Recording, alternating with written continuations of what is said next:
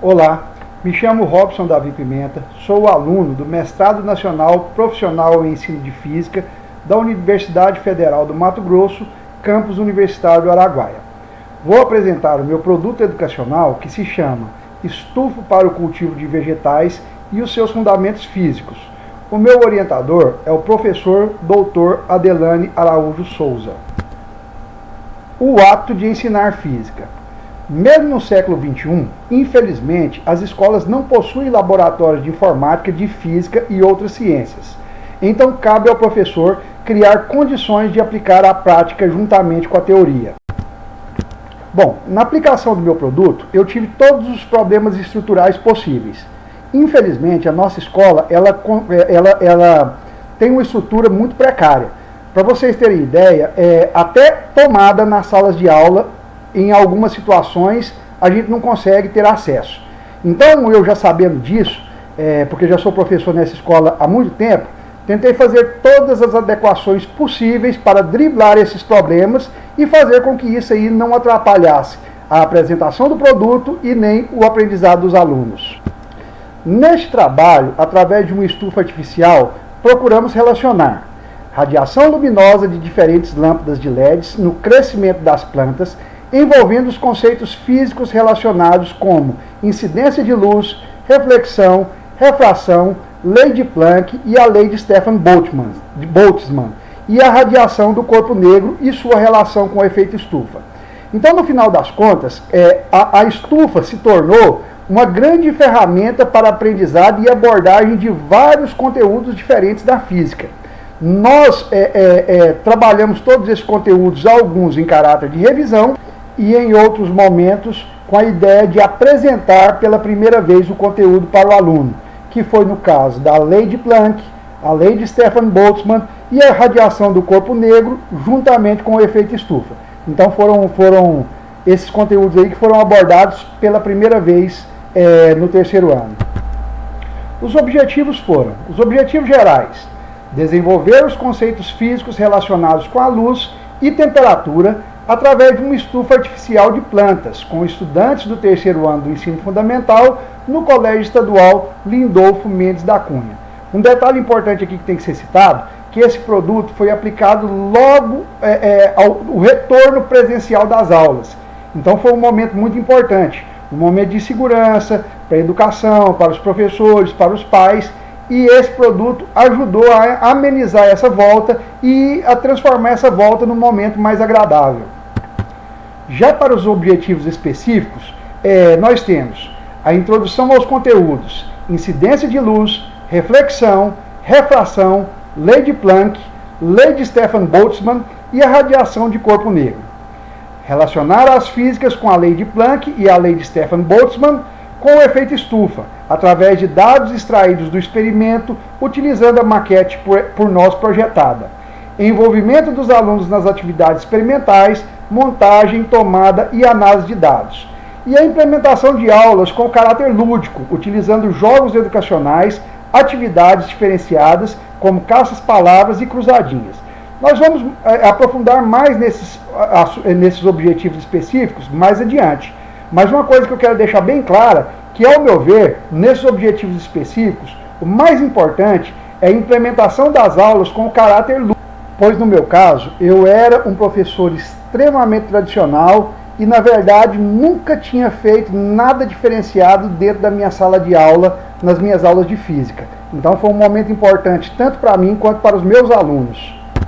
O cronograma utilizado foi o seguinte: o produto educacional, objeto deste trabalho, teve por prerrogativas desenvolver aulas práticas e teóricas relacionando o conhecimento prévio dos alunos com o conteúdo programático do ensino médio, seguindo as diretrizes nacionais e vinculando com livros didáticos.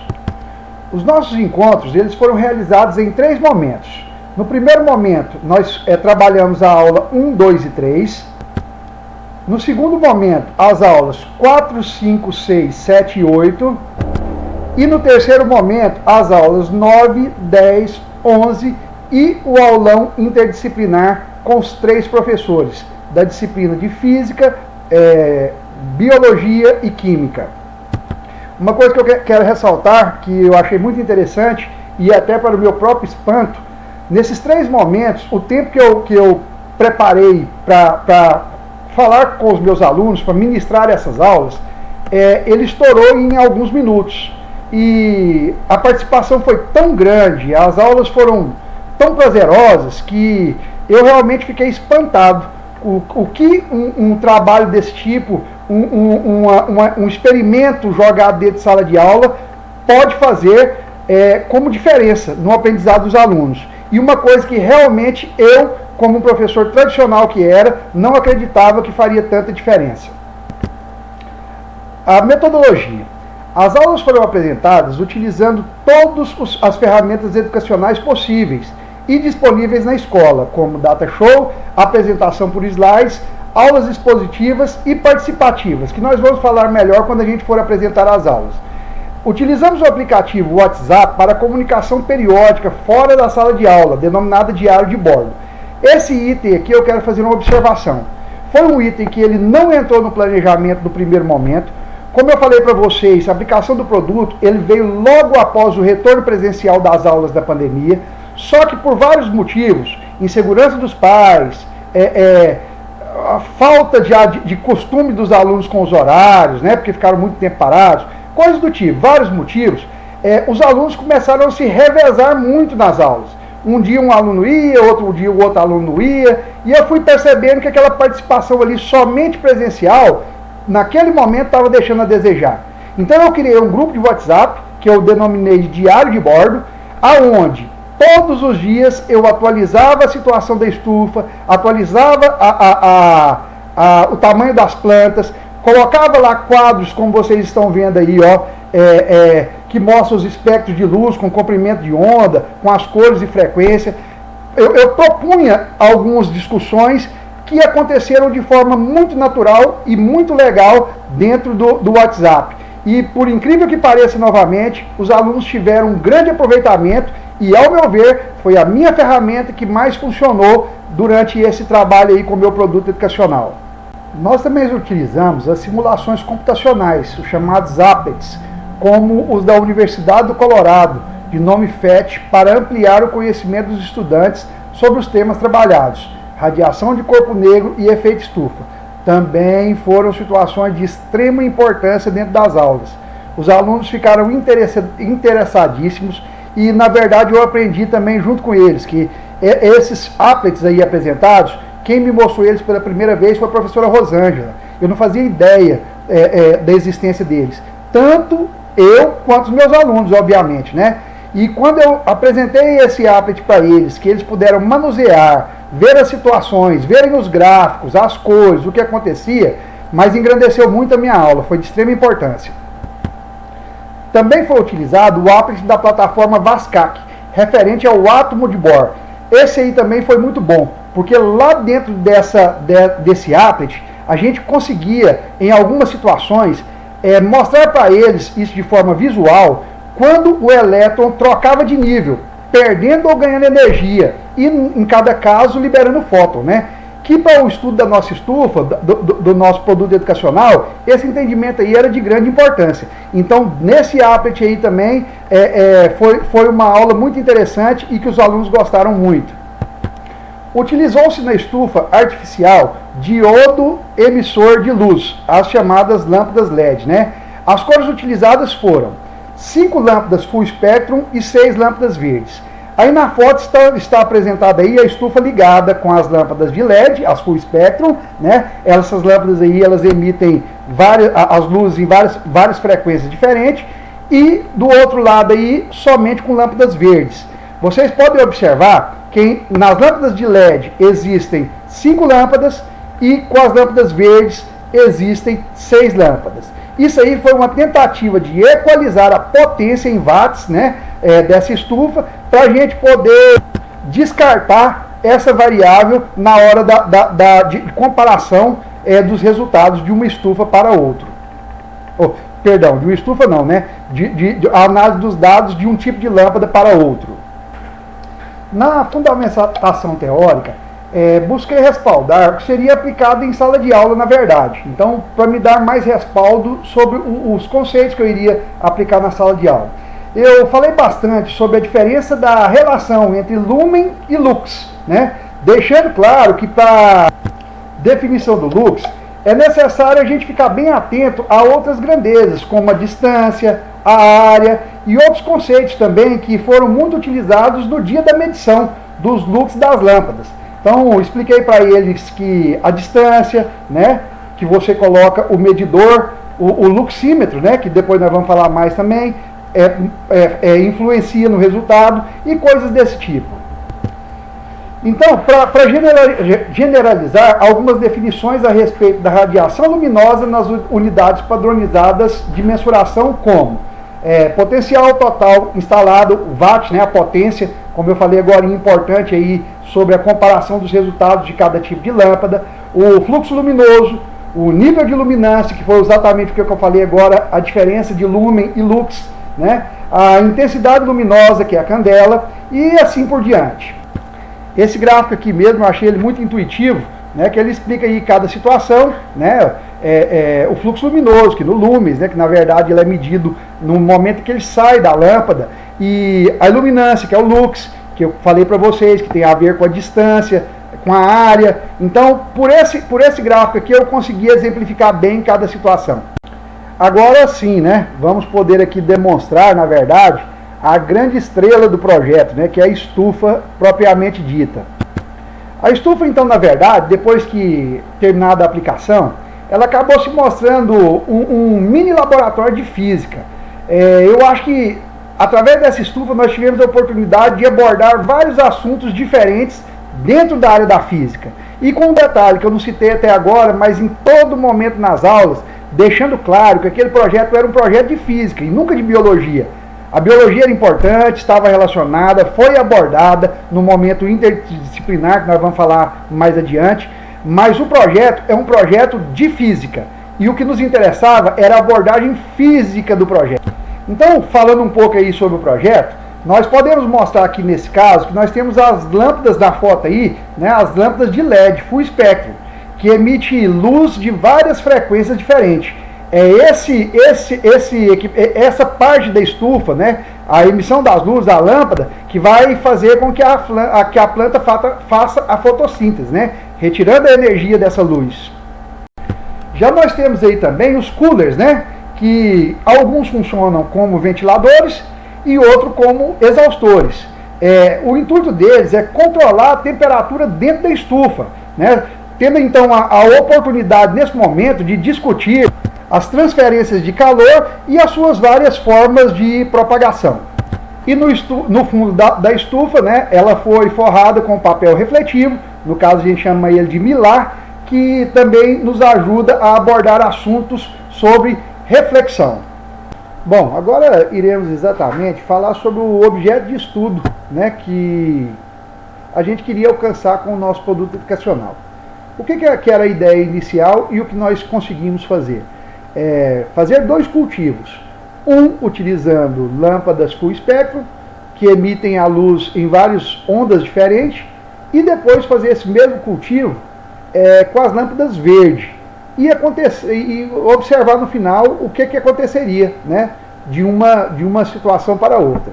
Então a gente vê o seguinte, que a luz absorvida pela clorofila está na faixa do visível, ou seja, do violeta ao vermelho, com comprimentos de onda entre 400 e 700 nanômetros. As cores azul e vermelho são as que mais são absorvidas, favorecendo o fenômeno com de 4.340 angstrom para o azul e 6.563 angstrom para o vermelho. E nós podemos notar na figura que a cor verde não é absorvida durante a fotossíntese.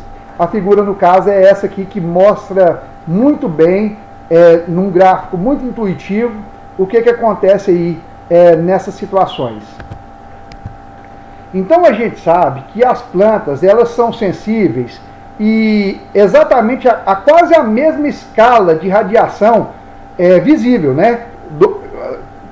A mesma do olho humano, a diferença é muito pequena. E no experimento nós apuramos que exatamente o que esse gráfico aí demonstra, né? Então você imagine que a gente faça incidir diferentes comprimentos de onda de luz, uma por vez, sobre uma folha verde e meçamos ali, ó, naquela folha, a taxa de fotossíntese. Se a gente fizer isso aí, a gente vai descobrir que a luz azul e a vermelha causariam aí a taxa mais elevada de fotossíntese. Ao contrário disso, a luz verde chegaria à taxa mais baixa, exatamente como demonstra esse gráfico. Falaremos agora de radiação de corpos negros, lei de Planck e Stefan Boltzmann.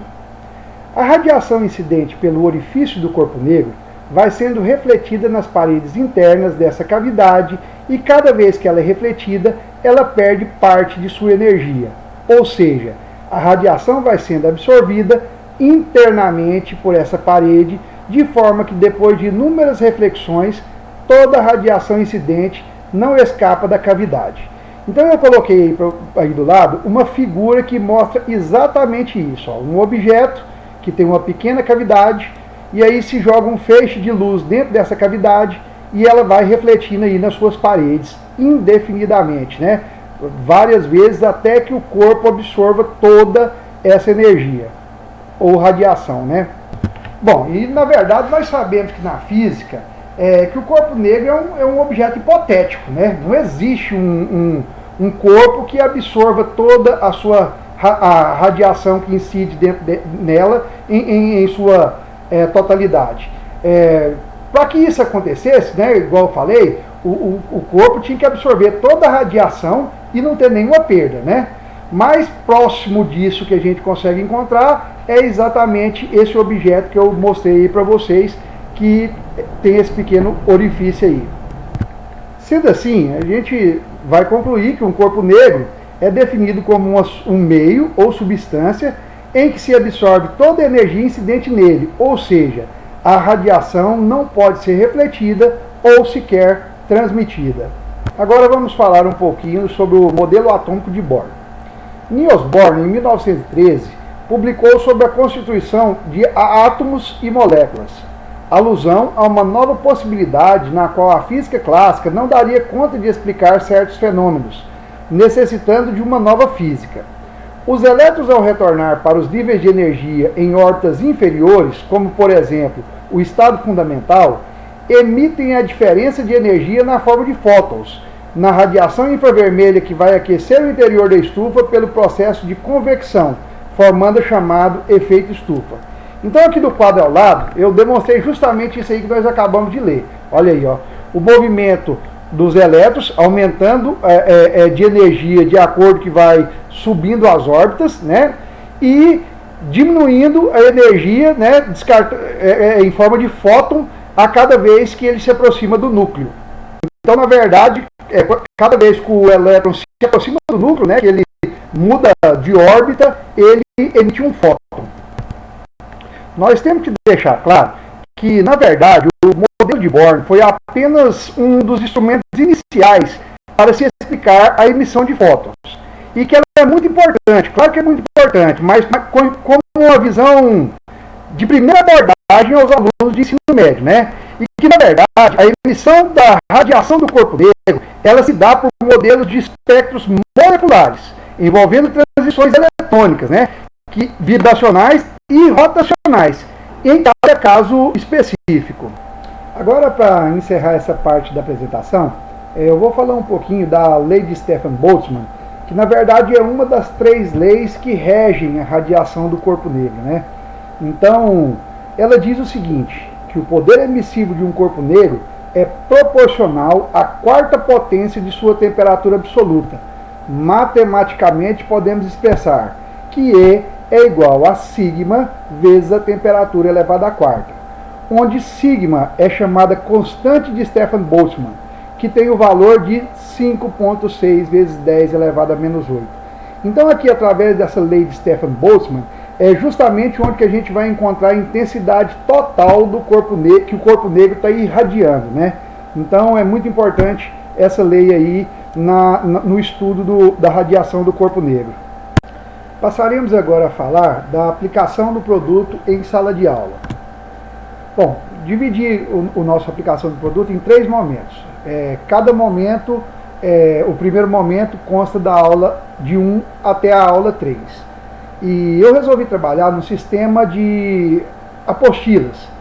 A cada aula eu elaborei uma apostila com a parte teórica, com as atividades que seriam aplicadas e adequei aos alunos, para que eles pudessem acompanhar as atividades olhando a própria apostila, né? Então na aula 1, eu denominei ela de estufas. O que nós fizemos? Nesta aula, apresentei o produto projeto, Estufa para o Cultivo de Vegetais e Fundamentos Físicos. O objetivo foi compreender a estrutura da estufa e fazer uma breve descrição geral dos conceitos de física relacionados ao projeto, como emissão de luz pelas lâmpadas de LED, fluorescentes, etc., transmissão de calor, reflexão, absorção de luz e efeito estufa. Então nessa aula aí, nós discutimos um pouquinho sobre as estufas propriamente ditas, perguntei para eles e mostrei alguns tipos de estufas, perguntei se eles conheciam e tudo mais, a resposta da aula foi muito boa. Apresentei para eles a estufa, como eu mostrei na foto, com seus exaustores, ventiladores, expliquei o funcionamento dessa estufa e também apresentei as lâmpadas que seriam usadas. Nesse caso aí eu já estou mostrando para vocês a lâmpada de LED.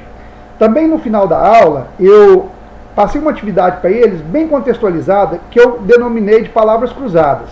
É uma atividade bem interativa, bem legalzinha, onde que eles teriam que procurar as palavras ali e desenvolver os conceitos da física, né? Trabalhando aí muito forte a parte teórica. Também no primeiro momento, na aula 2, nós falamos sobre a óptica e o estudo das radiações luminosas. Na verdade, essa aula foi uma revisão, porque é um conteúdo do 2º ano, mas depois do andamento da aula eu percebi que foi muito importante ter colocado essa aula. Pelo fato dos meninos terem assistido essa aula online durante a pandemia, no 2º ano, eu vi que eles ainda tinham muita dificuldade e alguns, né, na verdade, não sabiam quase nada sobre o assunto. Então, para alguns foi só uma revisão, mas para outros também foi uma introdução.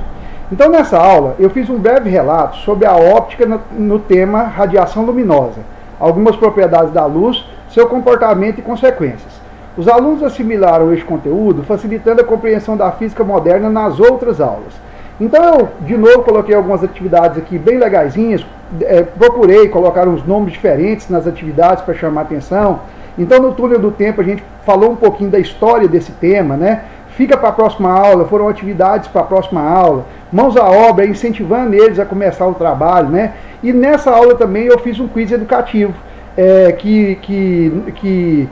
foram algumas perguntas sobre essa questão da luz, para a gente saber exatamente o que esses alunos tinham assimilado e o que eles ainda estavam em dificuldade sobre o assunto. Também fiz aí um caça-palavras novamente para reforçar de uma forma diferente a parte teórica do conteúdo. Agora, o que foi mais importante nessa aula foi que nessa aula que eu implantei o diário de bordo. Foi uma necessidade, porque eu percebi que tinham alguns alunos que não estavam naquela aula ali e iriam ter dificuldade de acompanhar o conteúdo se a gente não tivesse esse canal de comunicação. Então eu criei um grupo do WhatsApp, em qual foi de extrema importância, porque nesse grupo realmente que foram as maiores discussões, porque não tinha preocupação com o tempo, a gente poderia deixar uma pergunta lá e eles respondiam na hora que eles podiam e vice-versa. Então foi excelente a criação dessa ferramenta diário de bordo, coisa que eu nunca tinha trabalhado. E esse aí, principalmente, ele vai se perpetuar aí nas minhas aulas. No quiz educativo, esse quiz aí foram algumas perguntas referentes à luz, né? Então, lá no meu projeto da minha qualificação, vocês vão perceber que tem esse quiz lá. Então, vocês podem perceber que o aproveitamento de todos os alunos foi muito bom. Nós tivemos aí um problema somente de falta de aproveitamento na questão número 4. Essa questão número 4, o que eu fiz? Peguei aquela questão, discuti com eles novamente o conteúdo, resolvi ela no quadro e foi assim, de grande melhora o entendimento dos alunos nessa questão. Ainda no segundo momento, nós tivemos a aula 4 e 5, onde a gente falou da radiação de energia. Nesta aula, estudamos a radiação térmica emitida por corpos negros, suas características e possíveis aplicações. qual a relação de luz visível com a irradiação de calor dos corpos negros, buscamos responder a pergunta: será que a estufa pode ser considerada um corpo negro? Introduzindo a importância da constante de Planck. Essa aula foi uma aula muito proveitosa. Passei para as atividades que eu denominei de desenvolvendo a aprendizagem, que é justamente aplicar nas atividades o conhecimento que eles já obtiveram com as discussões em sala de aula. E o momento, a culminância dessas duas aulas foi a plataforma FET. Nós tivemos esse momento aí para analisar o que aconteceria com esse gráfico aí quando, por exemplo, se aumentava a temperatura, né? A modificação que aconteceria no gráfico, inclusive explicando para eles, introduzindo aí a lei de Planck, né? Que estuda exatamente a emitância espectral. Então, o aumento da temperatura, a mudança do gráfico, gerou muitas discussões e uma coisa muito visual, né? Os alunos poderiam alterar os dados e ver a coisa acontecendo. Então foi uma aula de muita discussão. Essa discussão mesmo aí, será que a estufa pode ser considerada um corpo negro? Eu fiquei surpreendido. A participação dos alunos foi de extrema importância. Realmente uma aula muito produtiva e muito prazerosa. E tivemos, além de tudo, diante dessas discussões, a possibilidade de caracterizar efetivamente o que seria um corpo negro. Passaremos agora para a aula 6 e 7 e falaremos de modelo atômico de Bohr. Voltamos nessa aula a estudar o modelo atômico de Bohr. Como este modelo está relacionado com a fotossíntese? Qual a relação da emissão da luz em forma de fóton no desenvolvimento da fotossíntese? Para entendermos melhor a relação dos fótons e a fotossíntese, fizemos uma revisão nas teorias atômicas e focamos no modelo de Bohr. Então, olha só, eu coloquei algumas tirinhas aí, ó, que vocês podem ver aí. Como será que vamos dividir o átomo? Justamente para falar da história de até onde se chegou o modelo atômico de Bohr. Então, para aguçar a curiosidade dos alunos e para explicar para eles que já tiveram outros modelos antes do de Bohr, né? Mas o que nos interessava realmente na discussão dessa aula é essa segunda figura, que mostra exatamente os elétrons pulando de camada, né? Então, repassei para eles a explicação de por que isso aí acontece. De que quando o elétron se aproxima do núcleo, ele devolve um fóton, né? Devolve energia em forma de fóton. Né? Quando ele se distancia do núcleo, ele ganha energia. Mas quando ele se aproxima do núcleo, ele emite um fóton devolvendo essa energia. Então, demonstrei para eles aí esse modelo atômico de Bohr aí e discutimos bastante. Para respaldar a discussão, mais uma vez, né, eu passei um vídeo para eles também muito interessante sobre o assunto, que também foi de grande importância para respaldar aí esse aprendizado.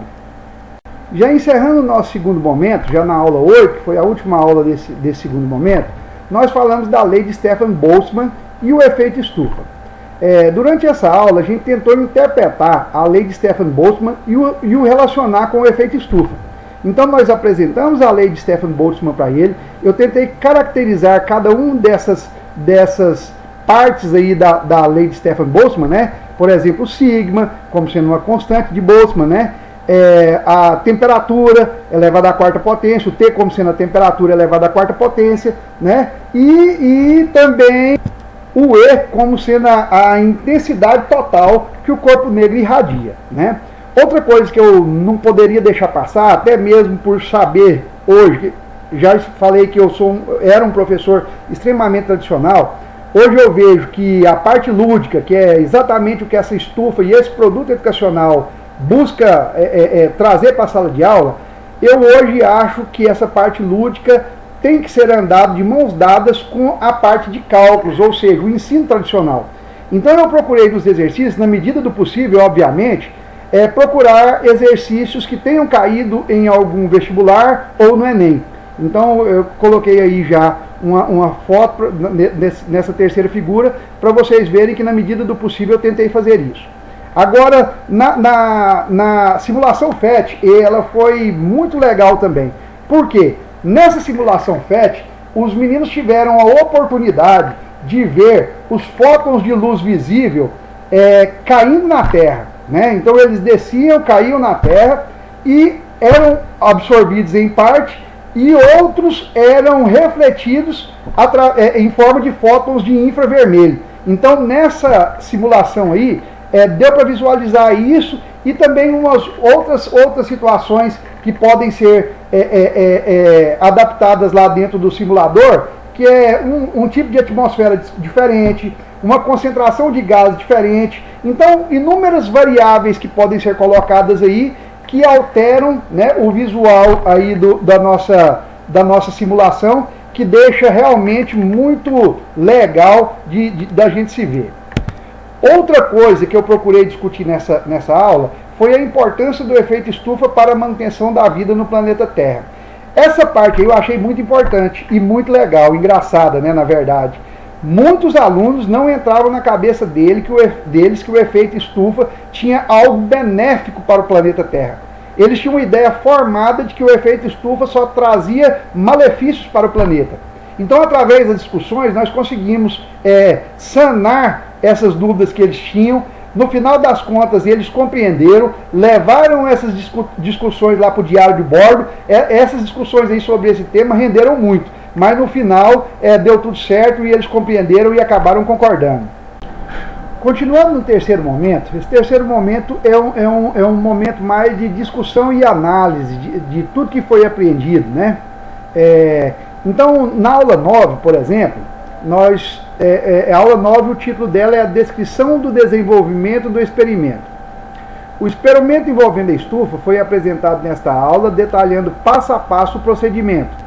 Foram atribuídos número de sementes, tipos de lâmpadas a serem utilizadas, a evolução do crescimento das plantas dia após dia, versus tipos e quantidade de lâmpadas. Então agora, o que nós fizemos? Nós já tínhamos feito o projeto, já tínhamos preenchido os dados e voltamos lá no início do projeto para podermos discutir e saber o que de verdade os alunos absorveram sobre o assunto e discutir os resultados. Então nós fizemos aí, nós usamos um luxímetro, que foi também um aplicativo que a gente baixou gratuitamente do celular, muito simples, para medir, né, o lux, né, da nossa estufa. Nessa aula aí nós voltamos a discutir a diferença entre lux e lumen, sabe, mas de forma muito rápida. Pegamos aí o preenchimento dos dados que a gente já tinha recolhido no decorrer do processo, né, para a gente fazer uma análise. Então eu coloquei aí, para vocês verem as duas tabelas dos dados que a gente retirou do experimento. Então a primeira tabela aí é o experimento utilizando as lâmpadas full spectrum. Então a gente percebe aí que a gente pegou os dados em 3 dias, com mais ou menos 15 dias de diferença um para o outro. Então no primeiro dia, que foi o dia 1º/9 que a gente pegou os dados, a temperatura é de 24,5 graus, a umidade era 77% e a altura da planta estava em 9 centímetros. Depois, nós pegamos no dia 15/9, a temperatura estava em 29,1 graus, aqueceu bastante, a umidade em 82% e a altura da planta é 14 centímetros. Nesse dia aí, nós resolvemos colocar um pouquinho de uma vasilha de água dentro da estufa para ver se melhorava um pouquinho a umidade dentro da estufa. Teve uma melhora pequena, mas teve. Então vocês podem ver aí que há 15 dias depois, a temperatura dentro da estufa já estava em 29,7 graus e a umidade 83% e a altura da planta em 20 centímetros. Então observem que a estufa conseguiu manter uma temperatura média, né, dentro da estufa em torno de 28, 29 graus. Só nessa primeira medição aí do dia 1º/9 que teve uma disparidade, né, que estava em 24 graus. No segundo gráfico aí, já vamos comentar sobre ele, mas vamos falar só da temperatura. Então, na primeira medição foi 28,7, na segunda 29,1, na terceira 29,3. Então os exaustores funcionaram bem e os ventiladores e conseguiram manter aí a temperatura dentro da estufa em torno de 28, 29 graus, que foi muito bom. Já a vasilhinha de água que nós colocamos também foi válida. A umidade nunca baixou de 77%. Então foi bem legal. Agora, para o efeito de comparação, que foi justamente o que a gente queria no início do nosso projeto, nós temos aí esse segundo gráfico, que ele foi utilizado e preenchido no experimento utilizando as lâmpadas verde. Então observa aí, ó, que no primeiro dia 6/10, a temperatura era 28,7 graus, a umidade 79% e a altura da planta era inexistente. No dia 13/10, 29,1 graus, umidade 84% e também não apareceu nenhuma parte da planta. Depois, no dia 29/3, a temperatura era de 82, no dia 20/10, a temperatura 29,3 graus, umidade de 82% e também não tinha planta. Então, foi muito bom a gente manter uma temperatura razoavelmente estável, a umidade também, para que durante as discussões ficasse mais fácil de eu mostrar para os meninos que nenhuma dessas variáveis aí mudou tanto para que a planta não se desenvolvesse. Ou seja, eu expliquei para eles que a temperatura nem a umidade não influenciou no não desenvolvimento da planta, porque vocês podem ver aí que os valores não mudaram muito. Então, eles entenderam de forma bem concreta que o problema de não ter se desenvolvido no segundo experimento foi porque a lâmpada verde, as folhas refletem e não absorvem energia. Então a planta germinou, não saiu da terra, porque quando ela precisou de abrir as folhas para fazer a fotossíntese, a lâmpada verde emitia um comprimento de onda em que a folha refletia, não absorvia essa luz e aí ela não conseguiu se desenvolver.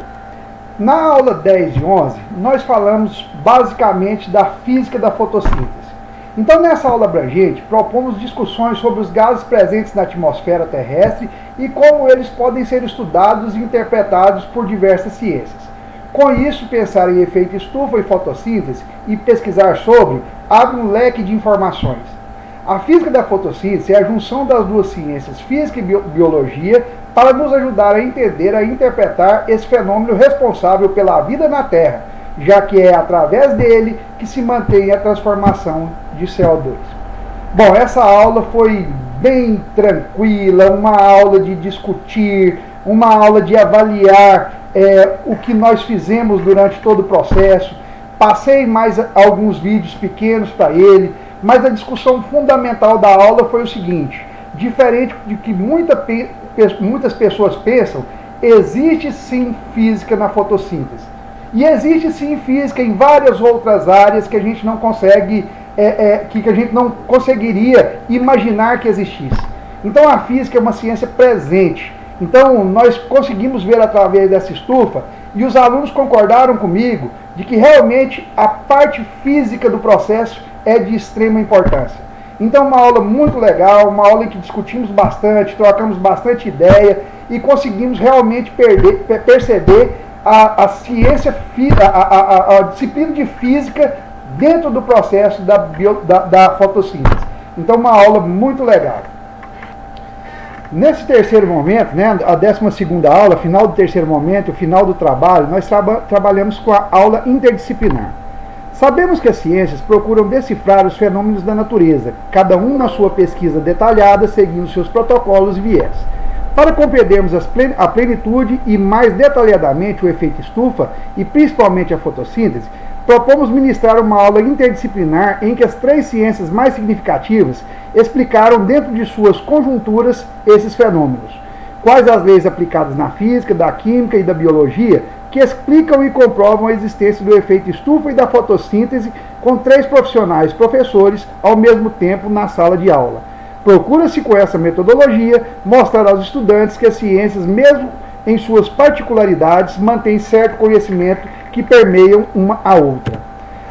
Para esse aulão, eu convidei a professor Marcelo Muniz Menezes, de Biologia, a professora Maísa Alves de Souza Pimenta, de Química, e eu como parte da Física. uma aula excepcional. Eu fiz questão de trabalhar essa interdisciplinaridade, discuti isso aí com o meu professor Adelano desde o primeiro momento, era uma coisa que eu queria fazer.